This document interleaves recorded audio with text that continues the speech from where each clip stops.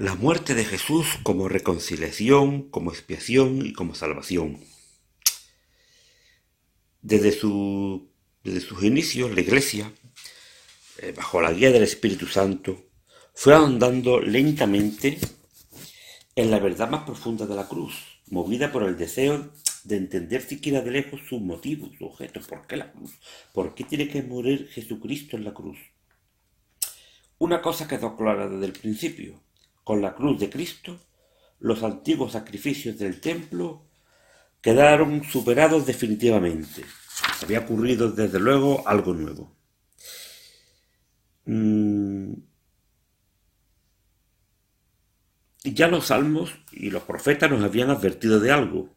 Dios no quería ser glorificado mediante los sacrificios de toros y machos cabríos, cuya sangre no puede purificar al hombre ni expiar por él.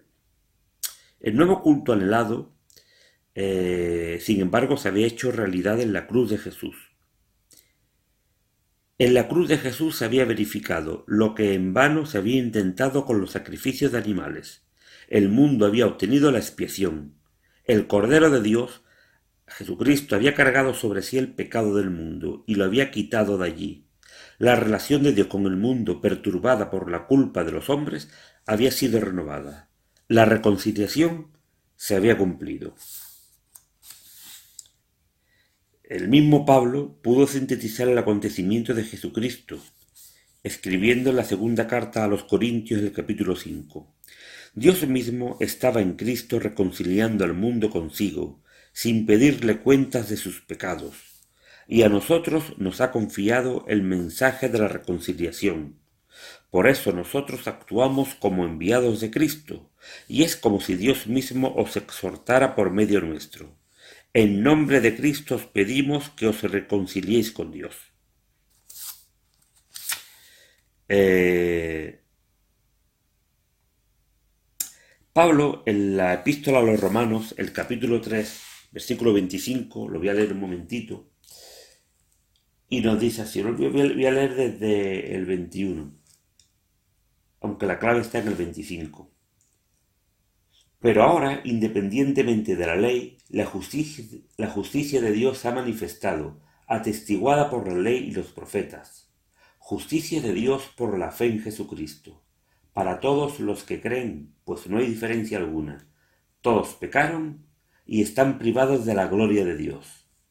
Y son justificados por el don de su gracia, en virtud de la redención realizada en Cristo Jesús, a quien Dios exhibió como instrumento de propiciación por su propia sangre mediante la fe, para mostrar su justicia pasando por alto los pecados cometidos anteriormente, en el tiempo de la paciencia de Dios, en orden a mostrar su justicia en el tiempo presente, para ser el justo y justificador del que cree en Jesús.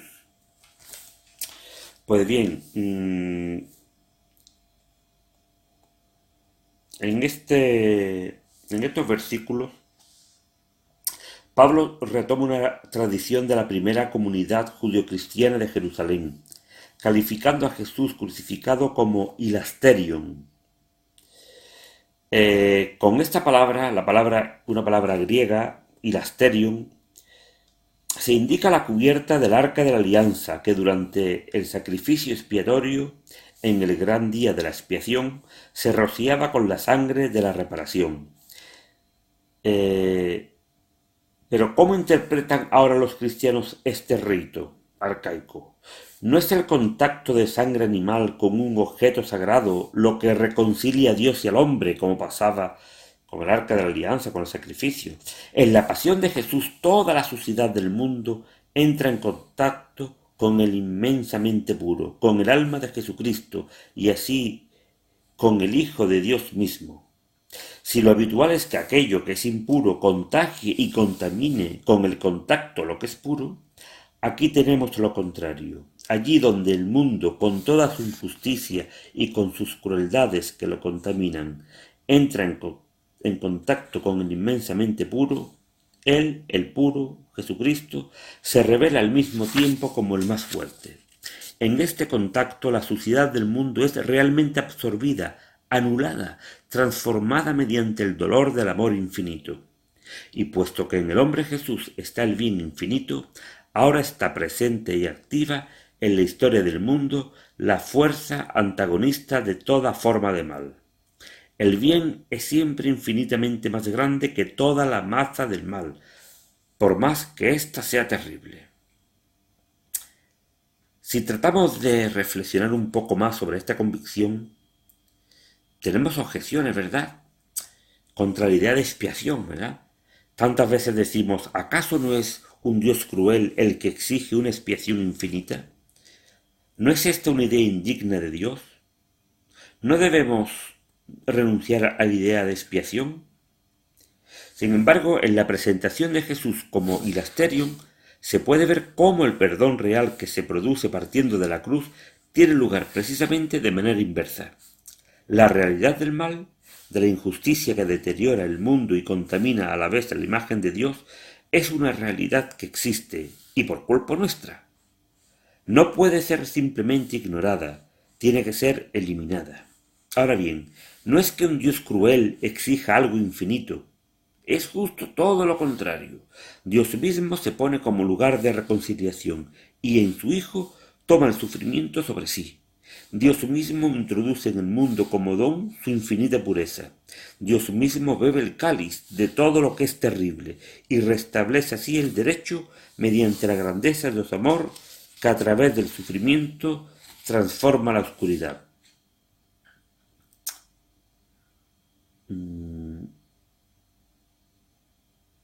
la carta a los Hebreos nos dirá San Pablo que es imposible que la sangre de los toros y de los machos cabríos quite los pecados. También cita el Salmo 40. E interpreta estas palabras del Salmo como diálogo del Hijo con el Padre, un diálogo en el que se cumple la encarnación, a la vez que se hace realidad la nueva forma del culto divino. Cito la carta a los Hebreos. Tú no quieres sacrificios ni ofrendas, pero me has preparado un cuerpo. No aceptas holocaustos ni víctimas expiatorias. Entonces yo dije lo que está escrito en los libros. Aquí estoy, oh Dios, para hacer tu voluntad. En la carta a los Hebreos capítulo 10, pero está citando el Salmo 40. Esta breve cita del Salmo podemos ver una modificación importante respecto al texto original. Una modificación que presenta el punto final de un desarrollo en 3 etapas de la teología del culto. Mientras que la carta a los Hebreos lee, me has preparado un cuerpo, el salmista había dicho, me abriste el oído. Ya aquí los sacrificios del templo habían sido reemplazados por la obediencia. Puesto que si me abriste el oído era para obedecer lo que me decías. El verdadero modo de venerar a Dios se encuentra en la vida, marcada por la palabra de Dios y dentro de ellas. En esto el Salmo coincidía con una corriente del espíritu griego del último periodo antes del nacimiento de Cristo.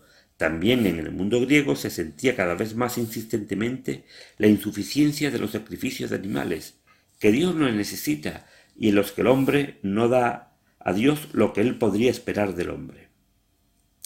Así queda formulada aquí la idea del sacrificio modelado por la palabra, la oración, la apertura del espíritu humano hacia Dios.